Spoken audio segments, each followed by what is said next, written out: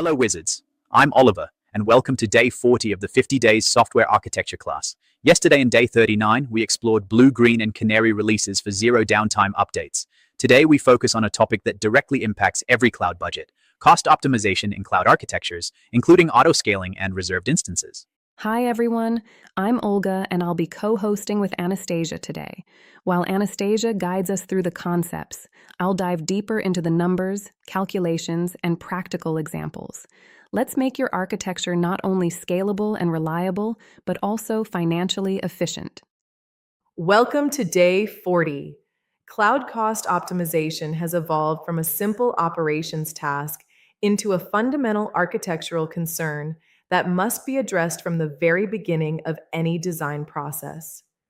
Every architectural decision you make, whether it's selecting specific instance families, defining scaling behaviors, choosing storage tiers, or determining data placement strategies, has a direct and measurable impact on your monthly cloud expenditure. Today, we will treat cost awareness as a core design principle, just as important as scalability, reliability, security, and maintainability. We'll explore how integrating cost optimization early helps teams innovate faster, reduce financial risk, and build systems that deliver better business value over the long term. That's absolutely correct. Many organizations still waste 30-45% of their cloud budget on idle or over-provisioned resources. Let me give you a concrete example. A single M5.4x large instance running 24/7 on-demand pricing costs roughly $1,800 per month. With proper right-sizing, auto-scaling, and reserved instances, we can often bring that down to $500,600. For 50 instances, that's a $60,000, $70,000 annual saving. We'll calculate these numbers together throughout the lesson and connect them to patterns from day 39, safe deployments, day 38, testing as gates, day 36, ADRs, and day 20, cloud-native foundations. Cost-aware architecture doesn't mean cutting corners. It means building more efficient, resilient systems that scale intelligently and save money at the same time. Here's our detailed roadmap for today. We will start by identifying the most common cloud cost pitfalls that waste money, then move into right-sizing techniques, explore auto-scaling fundamentals and advanced patterns, examine reserved instances and savings plans in depth, cover storage and data transfer optimization, discuss monitoring and governance practices, and finally provide you with a practical 30-90-day roadmap that you can start implementing immediately in your own environments. I'll expand on each section with real metrics and examples. We'll look at actual Cost Explorer reports, calculate break-even points for 1-year and 3-year commitments, often 65-72% savings, compare different auto-scaling policies with graphs showing 50-60% reductions during off-peak hours, and review case studies where companies saved millions. For instance, one team achieved a 60% overall cost reduction by combining intelligent auto-scaling for variable load with reserved instances for the base load and spot instances for bursts. Everything will link back to previous days. By the end of this lesson, you'll have ready-to-use formulas, policy examples, and a clear 30-90-day plan you can start applying to your own environments right away. Before we learn how to optimize, we must first understand where the biggest cost leaks usually occur in cloud environments. The most frequent issues include running over-provisioned instances 24/7, leaving idle resources active, choosing expensive storage options unnecessarily, and failing to implement proper resource tagging for cost allocation. These pitfalls are extremely common and costly. Industry reports show that 32% of cloud spend is completely wasted. Over-provisioned instances running at 10 to 15% CPU utilization are everywhere. Zombie instances that were never terminated after testing or migration can cost thousands per month.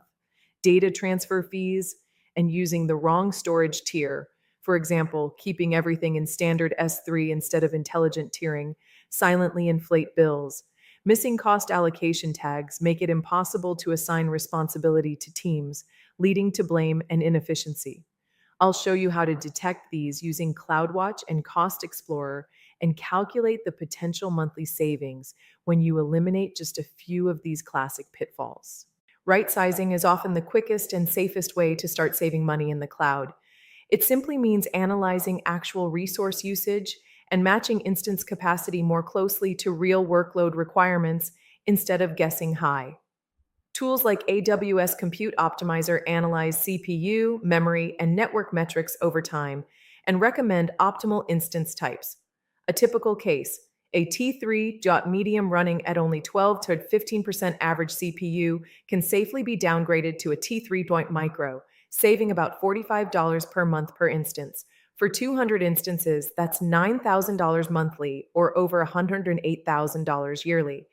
I'll walk you through the full process: how to enable and interpret recommendations, how to safely apply changes using blue-green deployments from day 39, and how to combine right sizing with scheduled scaling for predictable workloads like nightly batch jobs. Auto scaling is one of the most powerful tools we have to dynamically match capacity to actual demand and keep costs under control. Instead of running fixed capacity all the time, we let the system adjust automatically based on real traffic and usage patterns. We distinguish between horizontal scaling, adding or removing instances, and vertical scaling, changing instance size. Target tracking policies are the easiest to start with. For example, keeping average CPU at 60%. During off-peak hours, this can automatically reduce your fleet size by 50 to 60%, delivering massive savings. I'll explain cooldown periods to avoid thrashing, predictive scaling that uses machine learning to forecast traffic patterns, and show real before and after graphs from production systems. One company reduced their web tier costs by 55% simply by implementing a well-tuned target tracking policy integrated with their load balancer. Beyond the basics, there are several advanced auto-scaling patterns that can deliver even greater savings and flexibility in complex cloud environments.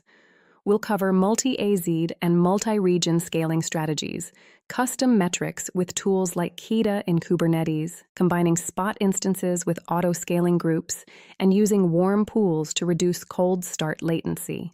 Karpenter can launch the perfect instance type in seconds. I'll calculate the additional savings when combining spot with savings plans, often reaching 70–80% reduction on variable workloads. We'll also discuss lifecycle hooks and how to integrate these patterns safely with the deployment strategies we learned on day 39. Commitment-based pricing models like reserved instances and savings plans offer some of the deepest discounts available in the cloud when applied to predictable workloads. Let's do the math together. A 3-year all-upfront savings plan on EC2 typically delivers 65–72% savings compared to on-demand for steady workloads. I'll show you the exact break-even formula, when to choose standard versus convertible reserved instances, and how to layer savings plans on top of auto-scaling for maximum benefit. Real example: one team saved $2.3 million annually by carefully analyzing their usage patterns and committing to the right mix of savings plans for baseload while keeping flexibility for spikes. Storage and data transfer costs are frequently overlooked, but can represent a surprisingly large portion of the overall cloud bill if not managed carefully. S3 intelligent tiering can automatically move data between tiers and save up to 40% with almost zero effort. EBS GP3 volumes are significantly cheaper than previous generations. Using VPC endpoints eliminates public data transfer fees. I'll provide ready-to-use lifecycle policy examples you can copy-paste, show how compression and deduplication help, and share a real case where one client reduced their S3 bill from $18,000 to $6,000 per month. Strong monitoring, governance, and a FinOps culture are essential if you want to sustain cost optimization over time rather than achieving one-time savings. We'll set up AWS budgets, anomaly detection alerts, and proper cost allocation tags. FinOps is the cultural shift required to make cost everyone's responsibility. Every significant cost-related architectural decision should be documented in an ADR, as we learned on day 36. I'll show sample dashboards and explain how to assign costs to individual teams or services while keeping development velocity high. The greatest savings usually come when we intelligently combine dynamic auto-scaling with commitment-based pricing models. This hybrid approach is the sweet spot for most workloads. We use reserved instances or savings plans for the predictable baseload and auto-scaling, including Spot, for variable demand. I'll show a detailed case study with before and after cost numbers, the exact architecture diagram, and how to calculate the optimal commitment level. This pattern often delivers the highest overall savings while maintaining full flexibility. Databases and caching layers are often major cost drivers that require their own specific optimization strategies. We'll look at right-sizing database instances using read replicas and caching strategies from day 12, switching to serverless options like Aurora Serverless, and implementing reserved capacity for databases.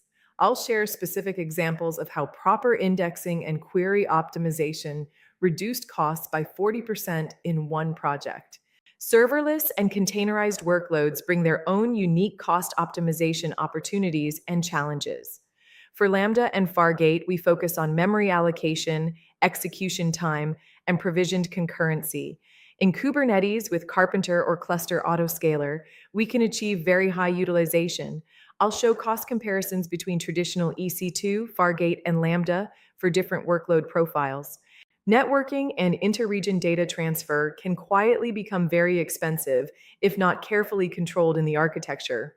We'll cover VPC endpoints, direct connect, choosing the right regions, and minimizing data egress.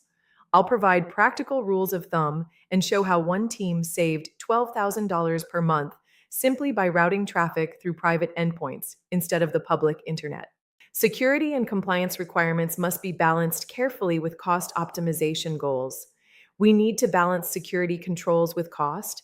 For example, enabling encryption at rest has a small cost impact, but overusing premium security services can add up. I'll show how to meet GDPR and SOC 2 requirements while still optimizing costs. It's important to recognize the most dangerous anti-patterns so we can avoid them while optimizing costs. Common anti-patterns include aggressive downsizing that hurts performance, ignoring the impact on latency, cutting testing budgets to save money, and making large commitments without proper usage analysis. I'll share real stories of teams that saved money short-term but created bigger problems later. Technical patterns work best when supported by the right team culture and organizational practices.